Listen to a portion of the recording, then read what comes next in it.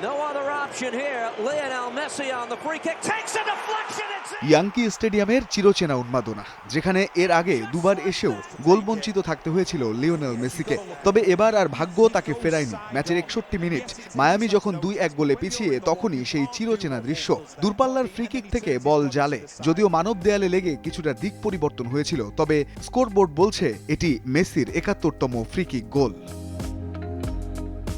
ক্যারিয়ারের 901তম গোল আর সরাসরি free kick থেকে 71টি। মেসির এই পরিসংখ্যানের সাথে সাথেই আবারও আলোচনায় সেই পুরনো প্রশ্ন, ফ্রি কিক থেকে সর্বকালের সেরা কে? গুগল সার্চ বা সামাজিক যোগাযোগ মাধ্যমে তথ্য মিললেও সেগুলোর সত্যতা নিয়ে বরাবরই ছিল বিতর্ক।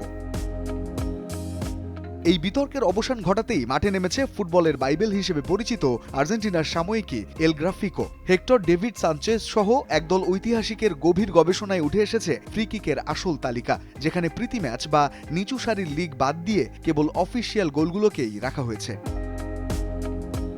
নতুন এই তালিকা বলছে ফ্রি কিকের রাজত্ব এখনো ব্রাজিলিয়ানদের দখলে। তালিকার শীর্ষে মার্সেলিনিও ক্যারিওকা, যার গোল সংখ্যা 78। তবে মেসি খুব একটা পিছিয়ে নেই, 71 গোল নিয়ে তিনি এখন চতুর্থ স্থানে। সামনে আছেন কেবল জুনিনহো, পার্নাম্বুকানো, রবার্তো দিনামিতে এবং জাইর রোসা পিন্টো। বিস্ময়করভাবে এই তালিকার শীর্ষ 10-এর বাইরে বর্তমান বিশ্বের অন্যতম সেরা ক্রিশ্চিয়ানো রোনালদো। 63 গোল নিয়ে তার অবস্থান 11তম।